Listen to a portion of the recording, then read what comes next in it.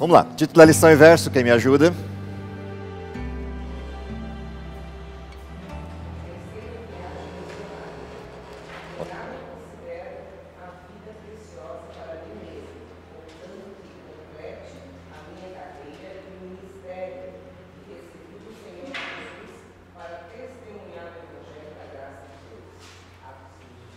Ok, antes da gente entrar propriamente na discussão do verso, vamos para a referência dos objetivos da lição dessa semana. Vamos tentar lembrar o que a gente tinha para ter aprendido, o que a gente tinha para ter se motivado a partir desse aprendizado e, por fim, qual era a prática esperada de nós a partir da compreensão do que a gente estudou essa semana na lição. Para quem está com a lição completa, lição ou de professor ou lição completa, lá no fim dela tem um esboço e lá tem o resumo da lição em 3 objetivos. Primeiro desses objetivos, o que a gente tinha para aprender. Que conhecimento era o previsto para essa semana? Quem me ajuda lá? Primeiro dos objetivos, conhecer o quê? Paulo estava disposto a sacrificar a própria vida para espalhar o Evangelho do Reino de Deus. Portanto, o primeiro objetivo nosso ao estudar a terceira viagem de Paulo, diferente das outras duas em certo aspecto, é a gente entender até onde Paulo estava disposto a ir, ou seja, quais eram os limites da ação de Paulo, ou da perspectiva de Paulo no seu trabalho, na sua ação missionária. Esse é o objetivo central para a lição dessa semana. O segundo objetivo é o que isso deveria provocar em nós, qual é o sentimento que isso deveria provocar em nós. Quem quiser me ajudar, por favor. Sentir o quê?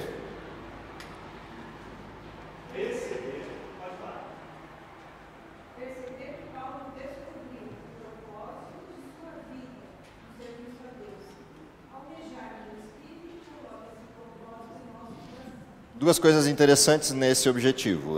A primeira delas é a descoberta, é você ter a consciência de qual é o propósito de Deus para a sua vida, ou qual é o propósito que move a sua vida. A segunda questão, decorrente dessa, é você ter a expectativa, almejar algo. E esse almejar algo é aquele que te norteia na missão, aquele que te conduz na missão. Portanto, é um objetivo dividido em 2 aqui. 2 sentimentos, 2 questões internas que devem motivar o coração humano. O senso de propósito e o senso de quem é que move esse propósito na direção da execução.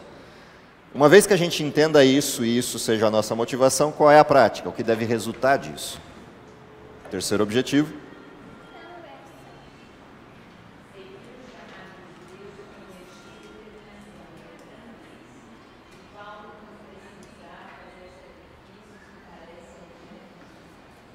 Portanto, o que acontece com quem descobre o seu propósito, enxerga o seu propósito, reconhece o seu propósito e aceita que o Espírito Santo lhe mova na direção desse propósito? A prática não podia ser outra, a não ser a execução deste propósito, ou seja, seguir o chamado de Deus de forma determinada, ou de forma perseverante, de forma constante, até que esse propósito se realize, se materialize na vida. Essa é a lição que a gente percorreu durante a semana. Portanto, olhar para as histórias de Paulo nessa semana tem essa perspectiva, entender o que estava acontecendo nessa última parte da viagem, esse último movimento de Paulo em viagem por ele organizado, e, por fim, entender até onde Paulo estava disposto a ir e o que a gente pode, enquanto motivação, vivendo no mundo hoje, 2000 anos depois de Paulo, desempenhar na nossa parte da missão. Voltando então ao verso, o verso tem uma coisa interessante nele, vou repetir o texto de Atos 20, 24, em nada considero a vida preciosa para mim mesmo. Portanto, quando a gente olha a noção de propósito que Paulo tinha na sua perspectiva de vida, na sua forma de enxergar a vida, isso fica muito nítido aqui nessa frase. Ele não olha para a vida dele a partir dele, ele olha para a vida dele a partir da perspectiva de quem o chamou. Por isso, ele não vê a vida como preciosa para ele vê a vida como preciosa para a missão, para aquilo que ele tinha que executar.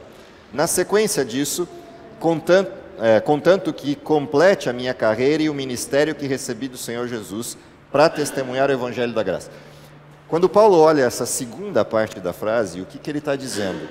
Ele não tem a vida como desprezível, ele só não tem o foco na vida pela perspectiva dele mesmo.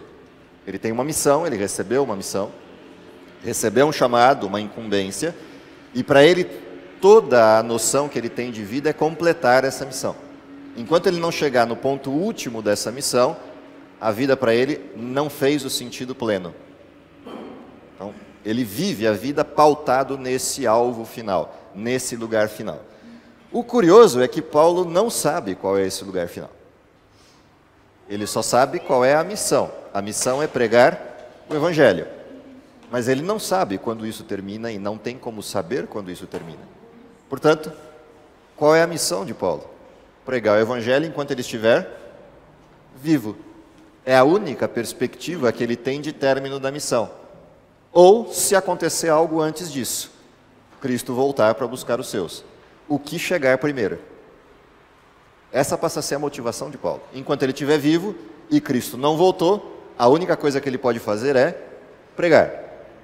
Se Cristo tiver voltado, então a missão acabou, porque ela chegou ao fim dela. E se ele morrer, também a missão acabou para ele, não necessariamente a missão.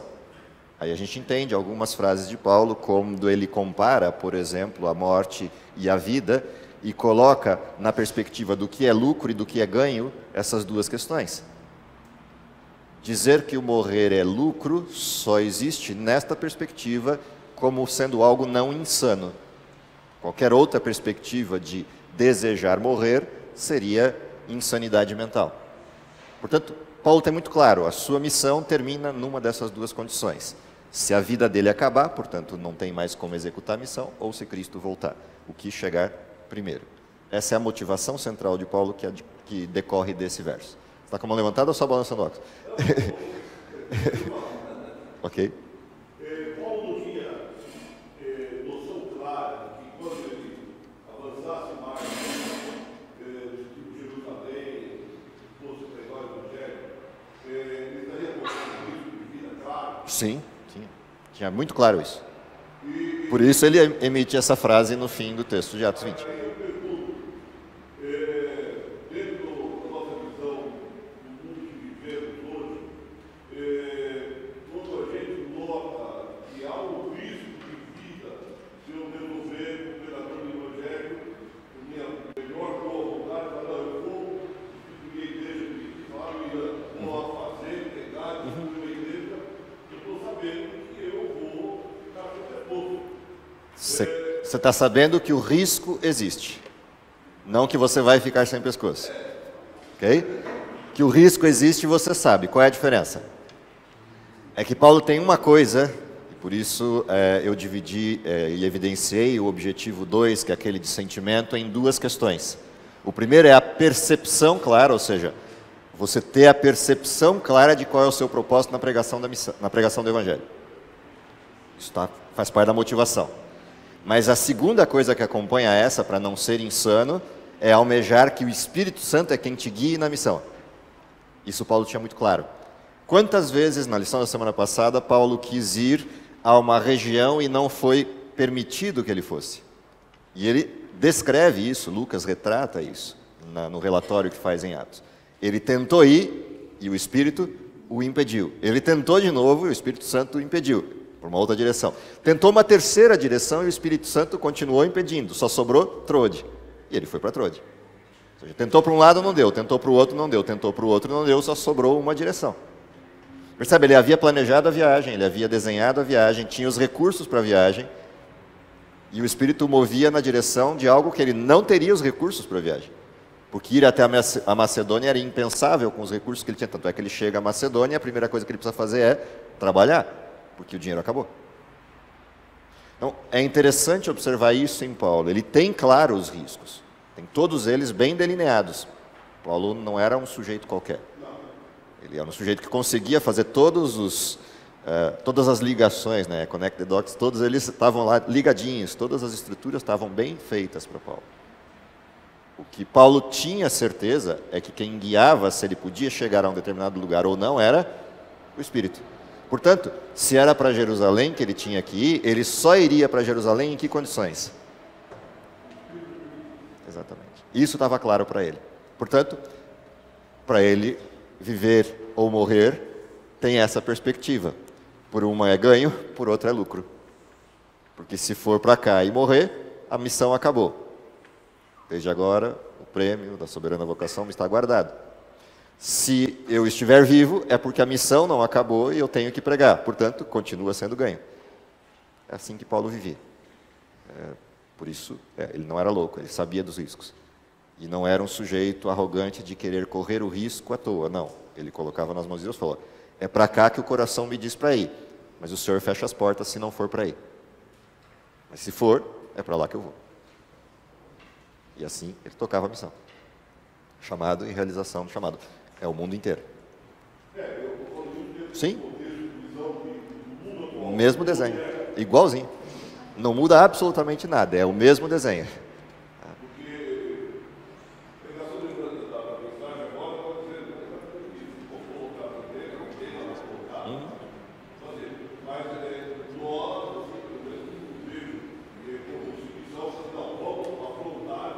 Não, afrontar é arrogância.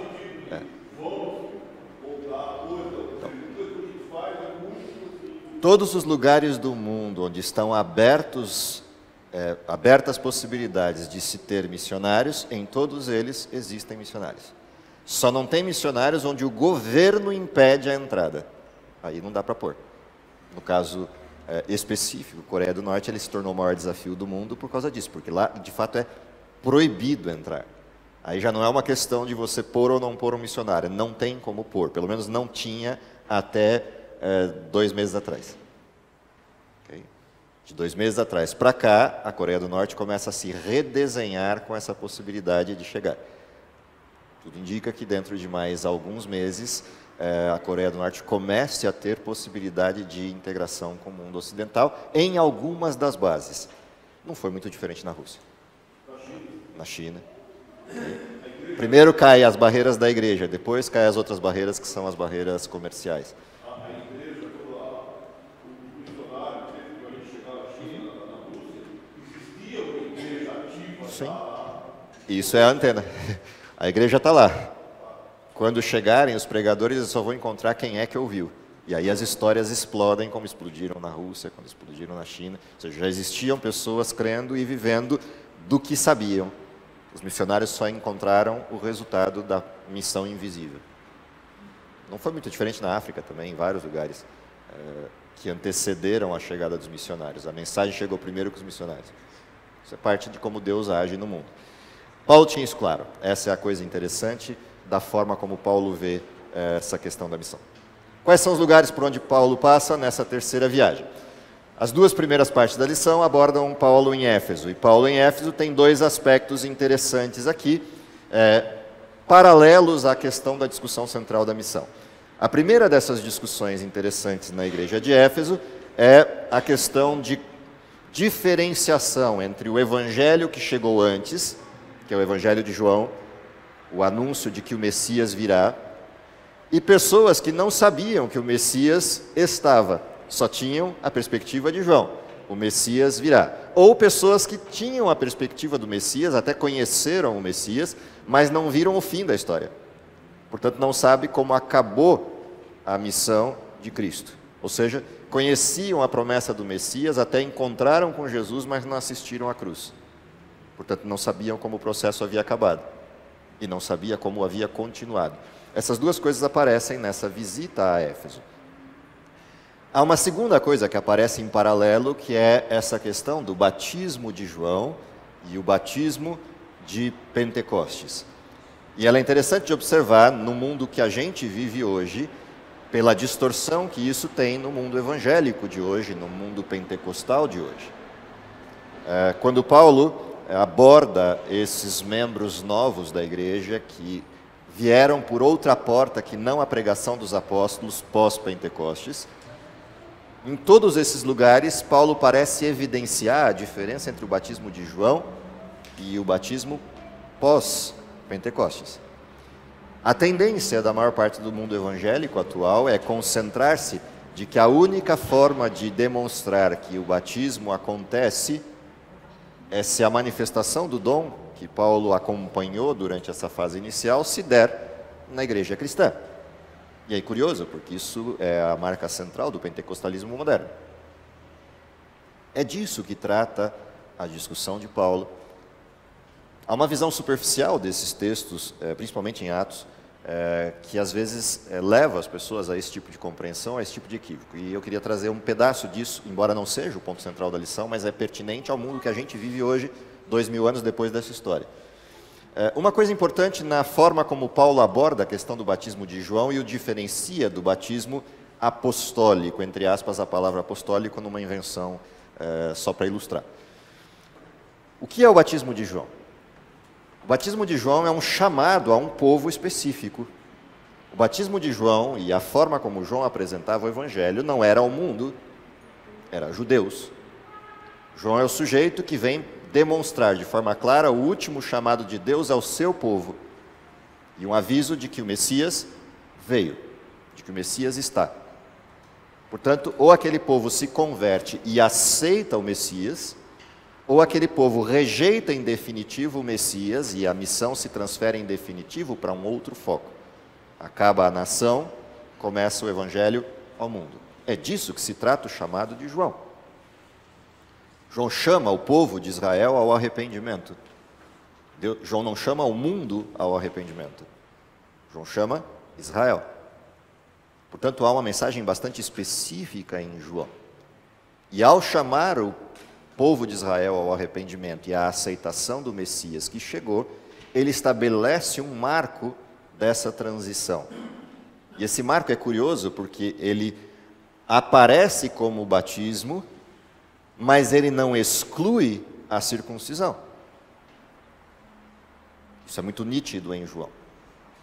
Ele chama ao batismo, ou seja, a conversão de Israel, mas ele não exclui Israel do seu contexto. A circuncisão persiste. Quando Paulo entra em cena, a nação de Israel já não é mais o foco central da salvação do mundo, mas o evangelho passa a ser. E nessa transição de o evangelho passa a ser o modelo de referência, há uma transição do formato do chamado de João para um novo tipo de chamado, que é um chamado ao Cristo, e este crucificado. Portanto, a mensagem mudou, no sentido da abordagem que essa mensagem tem. E acompanha o sinal dessa abordagem o chamado à missão.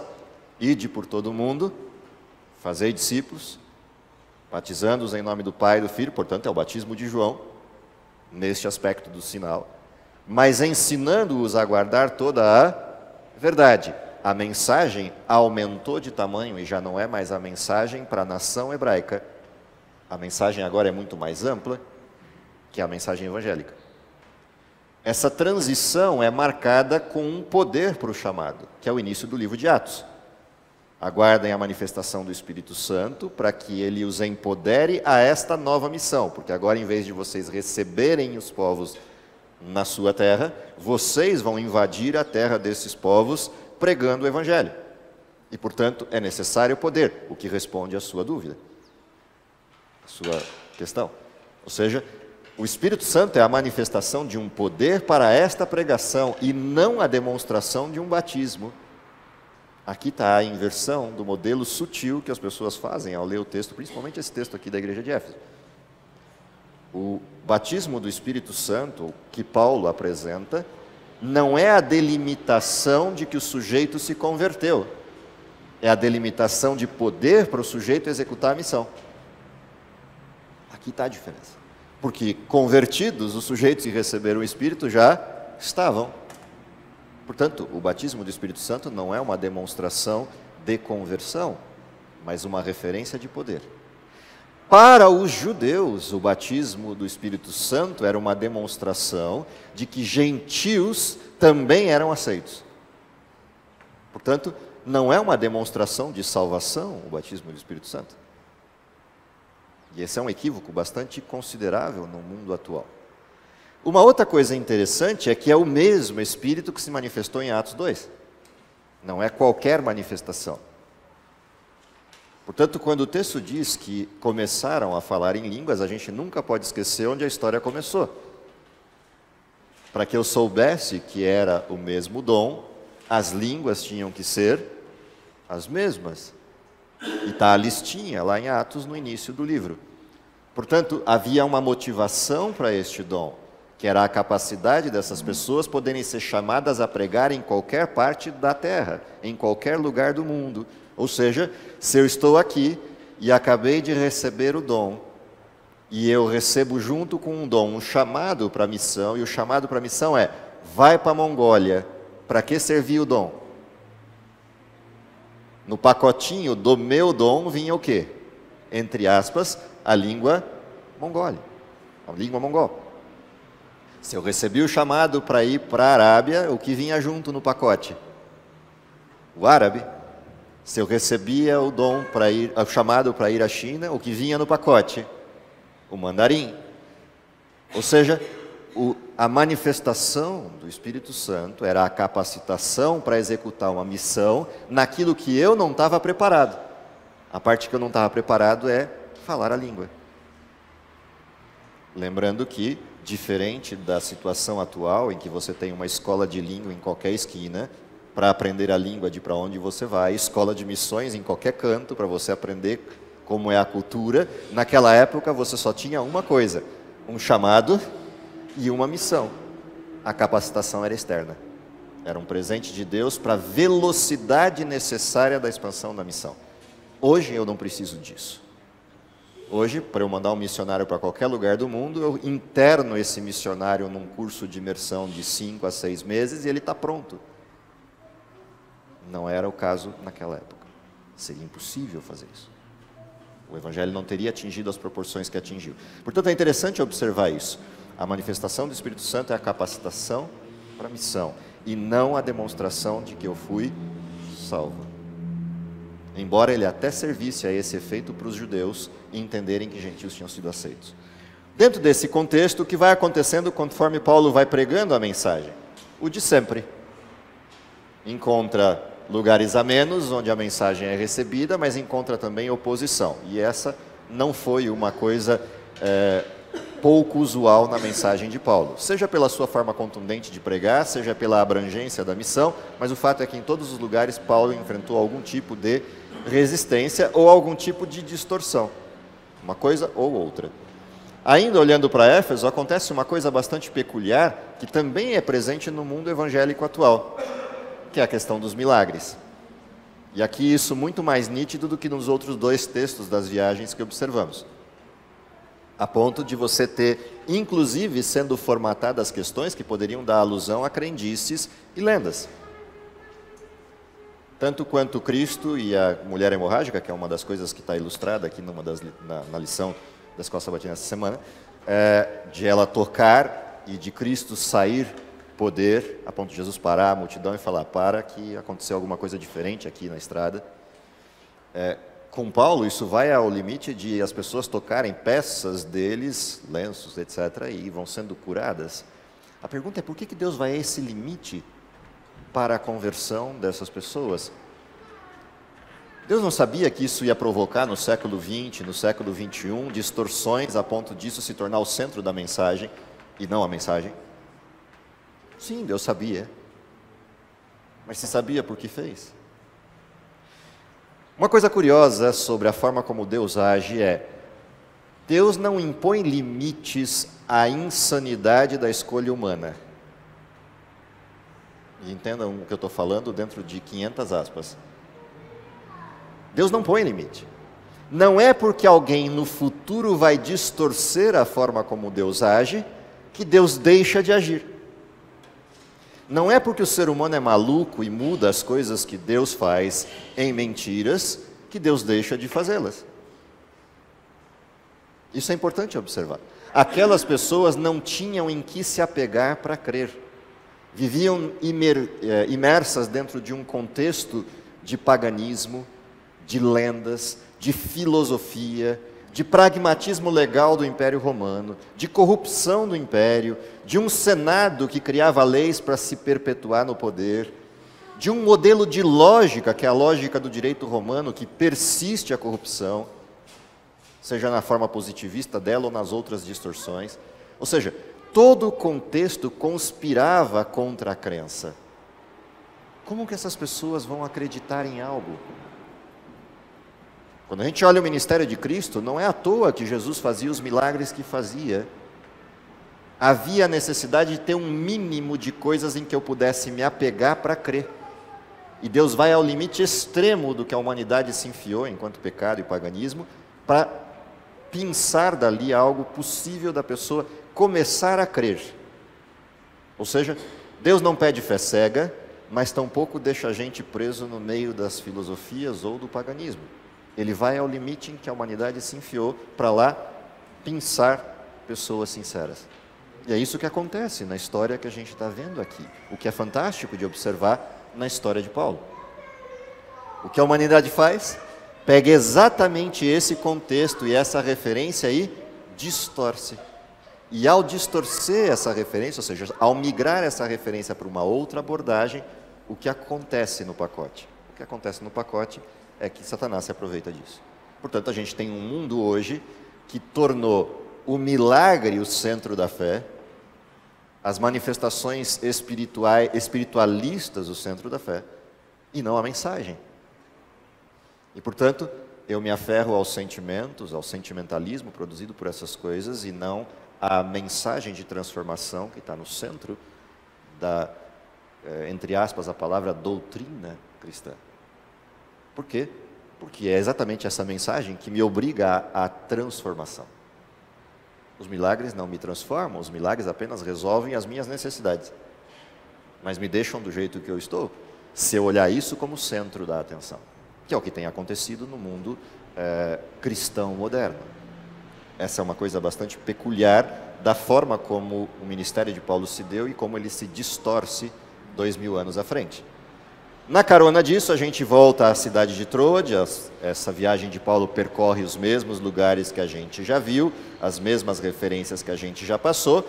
O que acontece a partir daí? Na cidade de Troade acontece uma coisa peculiar, que também é uma das distorções interessantes do Evangelho.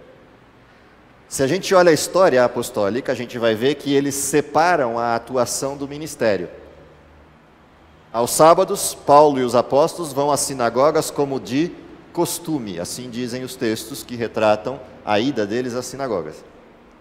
Mas o que eles separam da visita às sinagogas? E que dá origem a uma perspectiva diferenciada do cristianismo em relação ao mundo farisaico. Eles passam a se reunir aos domingos, em alguns lugares onde passam, isso fica bastante evidente, para fazer o quê? Duas coisas. Que coisas eram essas? Separar a parte pragmática do trabalho cristão, atividade social, repartir o dinheiro para os pobres e necessitados, atender as viúvas e carentes, fazerem visitação às casas e famílias e partir o pão. Lembra? Deus não deixa de fazer as coisas porque alguém no futuro vai distorcê-las, Deus as faz a despeito de qualquer coisa. O que acontece com essa abordagem do mundo cristão do período de Paulo? Anos à frente, no caso de Paulo, perto aí de uns 300 anos à frente, no nosso caso, 2000 anos à frente, mas no caso específico de Paulo, 300 anos à frente, na conversão de Constantino, ou um pouquinho mais, 330 anos à frente, no concílio que define esse modelo como modelo de crença vigente, que a gente tem uma distorção disso aqui. Aquilo que era o sentar-se para resolver o que não se resolve no sábado, passa a ser o quê? O modelo central do cristianismo. E há uma transição da adoração a Deus para o domingo. E o curioso é que a justificativa passa a ser textos como esse. Reuniam-se para partir o pão, portanto, reunimos ao domingo para adorar a Deus. Espera lá, o que tem a ver partir o pão com adorar a Deus? Onde está a relação? Nenhuma. O que tem a ver fazer a coleta e a distribuição da assistência social da igreja da época com adorar a Deus? Nenhuma. Mas há uma transição, e essa transição passa a virar o pragmatismo religioso instaurado a partir do romanismo. E isso persiste até os dias de hoje e, curiosamente, migrou para o mundo evangélico. Apesar de ser um estabelecimento romano, migra para o mundo evangélico como prática comum. E é o que a gente vê hoje. E a aplicação desse texto continua sendo a justificativa para isso, quando o texto nunca disse isso. Mas por que é interessante observar essas coisas se isso não tem nada a ver com a missão de Paulo, que é o objetivo central da lição? É porque a missão de Paulo se perde 2000 anos à frente pela distorção dessas coisas. Em lugar de olhar qual era a mensagem que Paulo pregava, a gente passa a olhar para a nossa perspectiva do que a gente acha que era a prática de Paulo. E isso passou a ser o centro da mensagem evangélica atual. Portanto, em vez de eu olhar para a motivação de Paulo e para a mensagem que ele pregava, eu olho para o pragmatismo das minhas ideias imputadas a Paulo. E eu distorço o evangelho. Portanto, isso é importante quando eu quero resgatar qual era a missão e o propósito de Paulo. O propósito de Paulo não eram os milagres, não era a festa, não era nada dessas coisas que eram meios para a pregação do evangelho. O propósito de Paulo era a conversão do coração das pessoas à mensagem central do evangelho. Cristo e esse crucificado e toda a modificação que isso produz na vida humana. É só ler o texto de Romanos, isso é autoevidente. Quando começaram a distorcer já nos dias de Paulo a mensagem com um cristianismo barato, sem compromisso, o que Paulo faz? Leia o livro de Romanos e o texto é bem nítido do que já acontecia naquela época. Ou leia o texto de Coríntios, é bem nítida a distorção. Ou seja, já nos dias de Paulo ele começa a perceber a distorção da sua mensagem como se fosse um liberalismo barato, um rompimento com a mensagem central. Na carona disso, a gente vai na viagem para a região de Mileto, e essa é uma região curiosa, né? Tales de Mileto está lá no centro dessa região, se a gente pensar na filosofia, o berço da filosofia grega, o berço da matemática, o berço de uma série de questões interessantes. O que vai acontecendo a partir de Mileto? Que coisas importantes vão ocorrendo a partir dali? A gente começa a perceber algumas ênfases que vão se tornando necessárias na pregação. Tanto uma ênfase de combate ao paganismo, isso vai se tornando mais radicalizado. É curioso, né? De novo, volta ao risco que o Nelson levantou. Exatamente quando ele vai chegando para essas regiões mais agudas, parece que ele intensifica a abordagem. Quer dizer, o sujeito não tem noção de que isso vai trazer risco? Tem, é exatamente ali que precisava disso. Porque é o único jeito de tirar a craca do barco. Não dá para tirar a craca do barco alisando, nem passando a flanela. Tirar a craca de barco, ou você vai fundo e raspa, ou não sai. O que Paulo está fazendo é isso. Quanto mais radicalizado o modelo, mais precisa e enfática é a abordagem. É interessante também observar isso na mensagem de Paulo. Paulo não acusa ou ataca pessoas, mas ele encontra de forma precisa onde está a origem do mal presente em determinado lugar, no que diz respeito à mensagem que está incrustada na mente das pessoas. E ele vai lá com uma cunha e força a tirar. Óbvio, isso vai produzir resistência, a gente começa a ver a resistência se intensificando e as preocupações que vão surgindo nos líderes da igreja local. Paulo, se você continuar assim, o resultado é esse. Falou, eu sei, mas essa é a mensagem que eu fui chamado para pregar. Paulo, se você continuar indo nessa direção, você vai ter problemas. Sim, eu sei que eu vou ter problemas, mas enquanto o Espírito Santo me move nessa direção, eu não posso me furtar. Mas você tem certeza de que é isso mesmo? Sim, eu tenho certeza, porque o Espírito Santo sempre me impediu quando alguma coisa era diferente. Houve momentos em que eu tive que descer de um muro numa cesta, houve momentos em que eu tive que fugir furtivamente à noite, porque o Espírito Santo me disse que era isso que eu tinha que fazer. Mas agora ele está me dizendo que é hora de eu abrir a boca. É hora de eu falar, eu não posso me furtar. Se eu me furtar agora, eu estou negando aquilo que sempre me moveu. Isso começa a ficar interessante na abordagem. Quando a gente vai para frente na história, desde Mileto para depois Tiro e Cesareia, na sequência dessa história, o que a gente vai observando? Chega ao ponto de aparecer um profeta que ilustra o que vai acontecer com Paulo. E aí você imagina o desespero em todo mundo. Que vem um sujeito, aparentemente de confiança, e que apresenta o fato de que ele vai para Jerusalém e vai ser preso. Qual é a resposta de Paulo? O verso ó. Ou seja, e daí? Por que vocês estão preocupados se eu vou ser preso ou não? Essa não é a preocupação. A preocupação é, quem me mandou para lá? E por quê? Se você perguntar para mim, eu não sei por quê, mas eu sei quem. Se eu sei quem e ele sempre me pautou, o porquê pouco importa. alguma missão tem, alguma motivação tem. Dentro dessa discussão há uma reunião bastante peculiar, uma reunião numa assembleia que se faz aos gritos, motivada por Demétrio e por outros sujeitos da deusa Diana, se a gente olhar aquela história inicial. Assim se repete aqui embaixo em Tiro e Cesareia, assim. Dentro dessa estrutura das motivações que vinham para o impedimento da missão de Paulo, toda vez que a gente percebe essas motivações, há dois lados se formando bem nítidos na história. Um grupo de pessoas motivados por Satanás para dissuadir Paulo da missão. Parece que Satanás tinha medo de Paulo e do que ele pudesse fazer, porque todas as vezes que ele tentava impedir Paulo, algo mais fantástico acontecia. E há, de um outro lado, o resultado deste impacto, que são pessoas sinceras, que na sua sinceridade tentam dissuadir Paulo pela motivação correta, preservar a vida dele e preservar o Evangelho, mas sinceramente errados. Nitidamente esses dois grupos se formam dentro dessas assembleias ou reuniões, sejam grandes ou pequenas. O que é curioso, em todas elas Deus interfere de algum jeito. Naquela assembleia grandona da deusa Diana, Deus vai lá e pega um sujeito no meio da assembleia, um secretário, se a minha memória não me trai, e ele vai lá e apazigua a multidão e dissolve a assembleia e diz: não é dessa forma e nem assim que vai ser feito o julgamento deles, porque o que está em pauta aqui não se trata de um ataque político à deusa Diana nem à cidade. Se trata simplesmente de uma perspectiva diferente, na visão dele, filosófica. Deus pega a mesma estrutura que movia aqueles gregos e com aquela estrutura dissolve toda a turba enfurecida. É curioso. Isso não daria para fazer com argumentos judaicos ou argumentos evangélicos.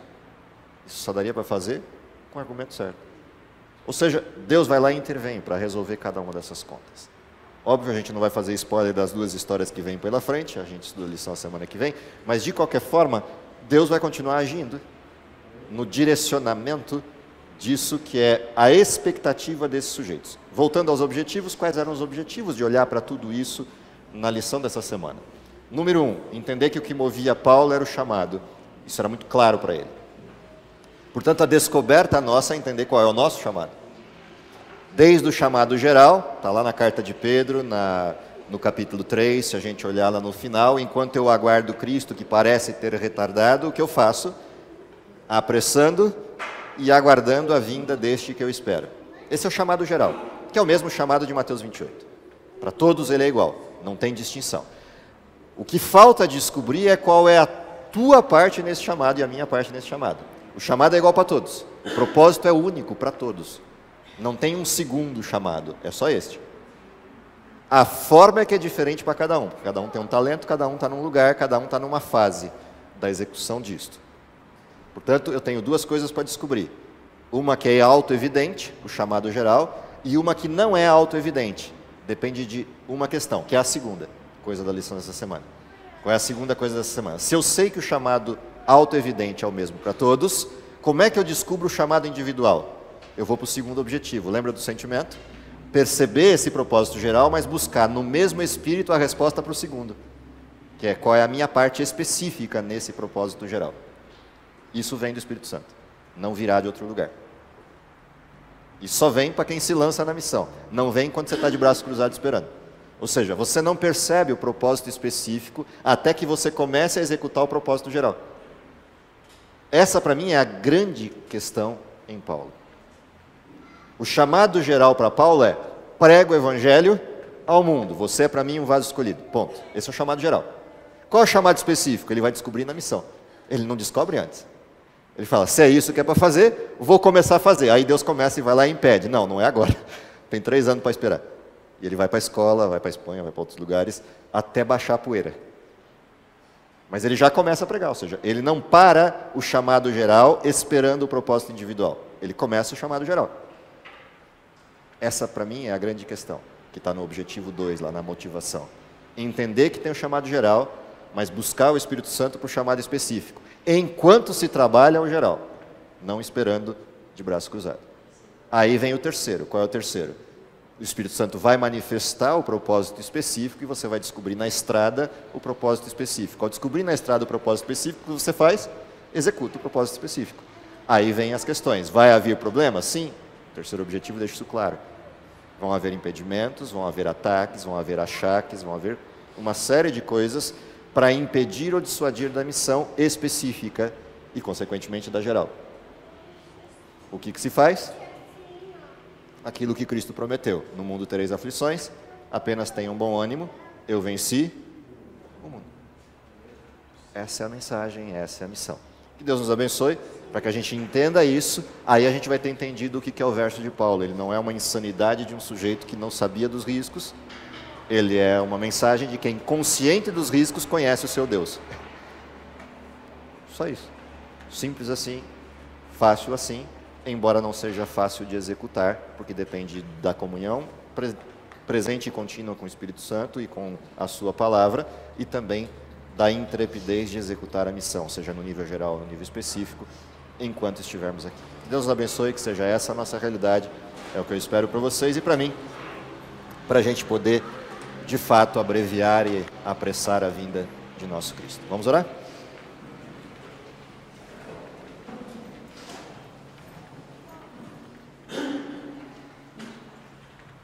Querido Pai que está nos céus, te agradecemos pelo dom da vida.